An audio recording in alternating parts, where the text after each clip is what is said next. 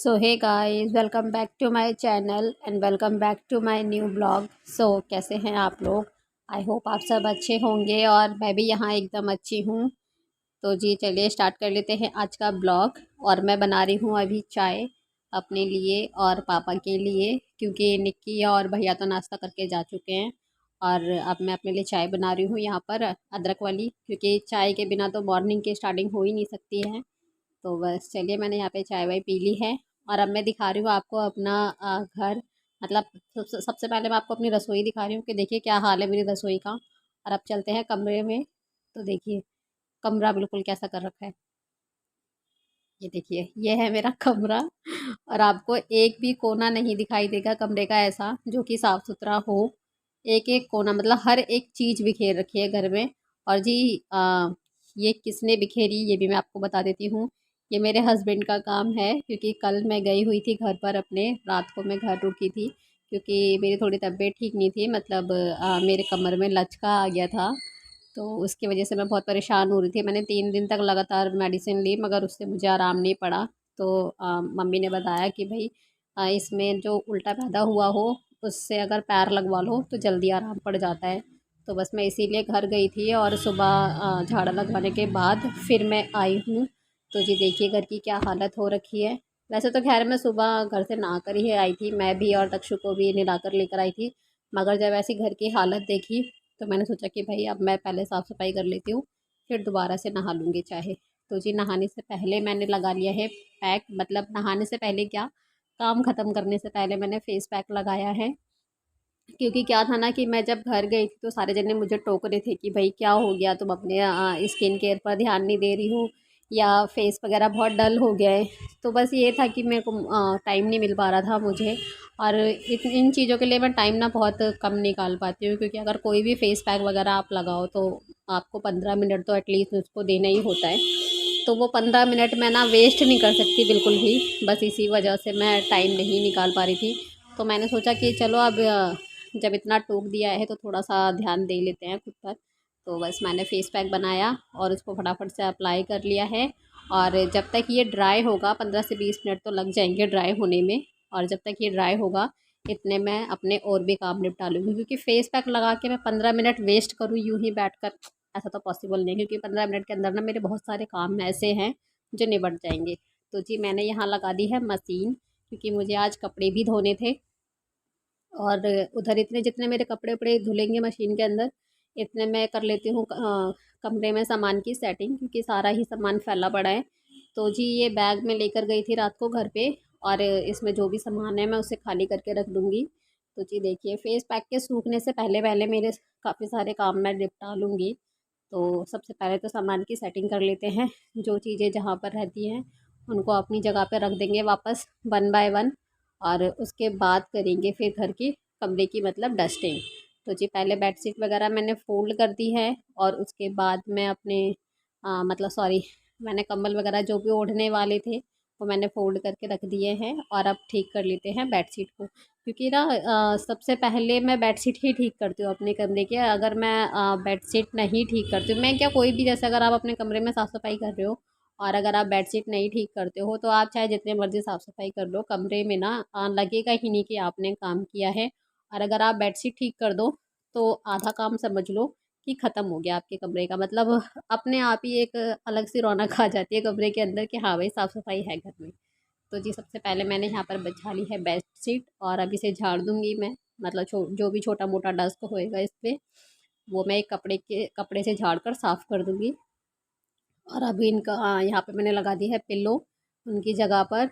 और अब मैं कर लगाऊंगी झाड़ू। तो झाड़ू से पहले ये टेबल है, इस पे इन लोगों ने रात को कुछ भी मतलब खाया वाया होगा या पानी वानी की बोतलें सब यहीं पर रख कर छोड़ रखी थी। तो जी मैंने सारा सामान यहाँ से जो नहीं रखने वाला था वो हटा दिया है। और उसके साथ में यहाँ पे भी मैं कपड़े से इसको अच्छे से झाड़ दूँगी ताकि डस्ट वगैरह हट जाए। तो जी अब बारी आती है झाड़ू लगाने की। तो मैंने सारी पूरे कमरे की साफ़ सफाई कर ली है। और देखिए अभी मेरा फेस पैक सूखा नहीं है, और इतनी देर में मैंने कितना सारा काम भी कर लिया है। और यहाँ पर मैंने दक्ष को लिटा दिया था पलंग पे और उसके लिए टीवी चला दी है। क्योंकि अगर मैं नहीं टीवी चलाती ना उसको तो फिर वो क्या करता है कि बार बार ना झाड़ू के बीच में आता रहता है, फिर कूड़ा इधर से उधर लेके ना जाता रहेगा वो। तो मेरी सफाई भी अच्छे से नहीं हो पाती है। तो इसलिए मैं ना इस टाइम पे उसको या तो टेबल पे बिठा देती हूँ और या फिर मैं उसको पलंग पे बिठा देती हूँ, टीवी चला देती हूँ, ताकि वो बार बार मुझे बीच में परेशान ना करे साफ़ सफाई करते टाइम। जी चलिए, आपसे बातें करते करते मेरा इतना काम भी ख़त्म हो गया है और अब मैं आ गई हूँ रसोई में, क्योंकि मुझे इस टाइम पे खाना बनाना था, मतलब लंच बनाना था अपने लिए और पापा के लिए और दक्ष के लिए।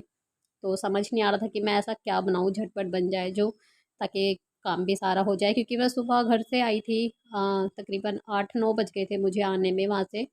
तो इसी वजह से ना काम भी मेरा लेट हो गया है काफ़ी, और काम भी ज़्यादा था, क्योंकि सुबह-सुबह आप अपने सारे काम निपटा लो ना तो जल्दी काम ख़त्म हो जाते हैं, और फिर जैसे-जैसे टाइम निकलता जाता है ना वैसे-वैसे काम करने का मन भी नहीं करता और काम ऐसा लगता है कि बहुत सारा पड़ा है।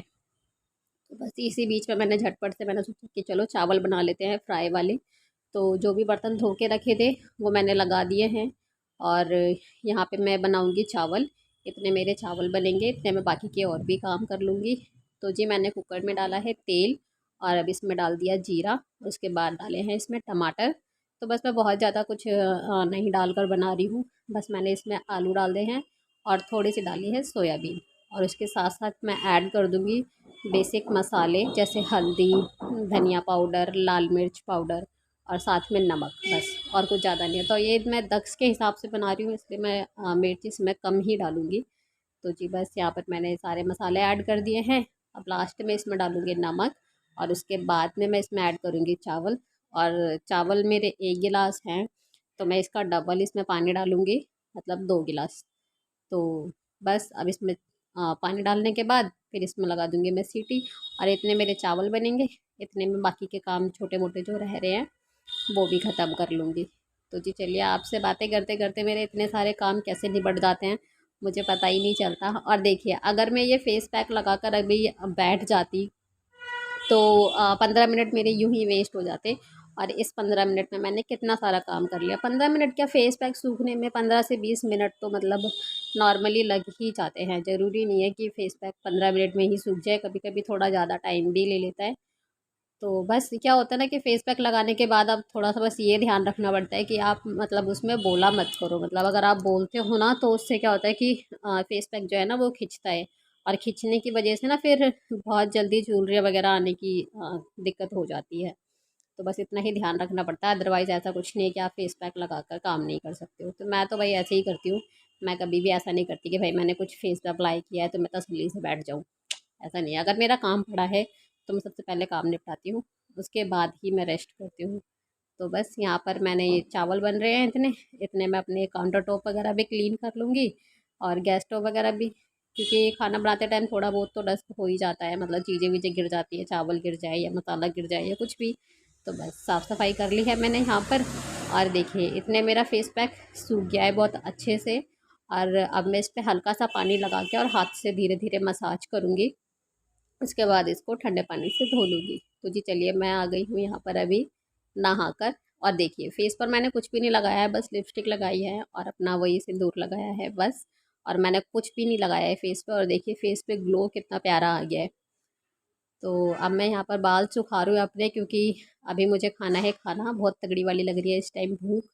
और तो मैंने सोचा कि चलो पहले बालों को सुखा लेते हैं। अगर मैं बालों को ऐसे ही, वैसे तो मैं नॉर्मली बालों को फटकती नहीं हूँ, क्योंकि बालों को फटकने से ना वो दो मुँह के हो जाते हैं, फिर उनकी ग्रोथ रुक जाती है।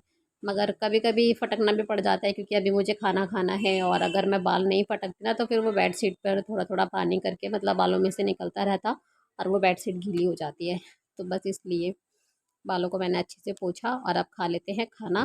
तो मैंने बनाए हैं चावल और उसके साथ में बूंदी का रायता, क्योंकि बूंदी का रायता दक्षु को बहुत ज़्यादा पसंद है, और अगर उसको रायते के साथ आप मतलब कुछ भी दे दो, चाहे पूरी, पराठा या फिर चपाती, कुछ भी दे दो उसको, वो बहुत नॉर्मली अच्छे से खा लेता है।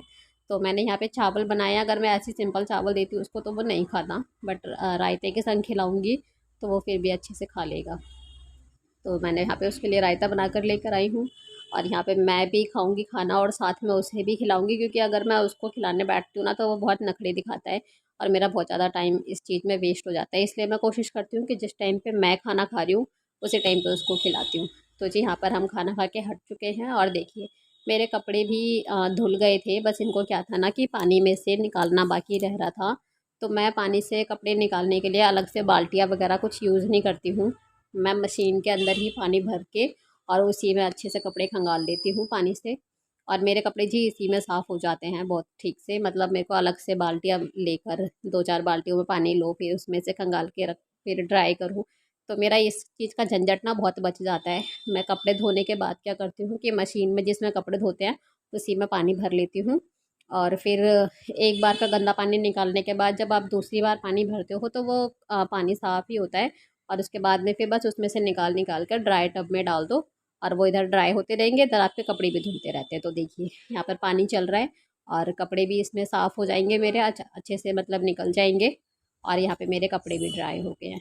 तो बस अब मैं इन कपड़ों को सुखाऊंगी, इतने इतने ये कपड़े मतलब साफ़ होंगे, इतने में इन कपड़ों को सुखा दूँगी।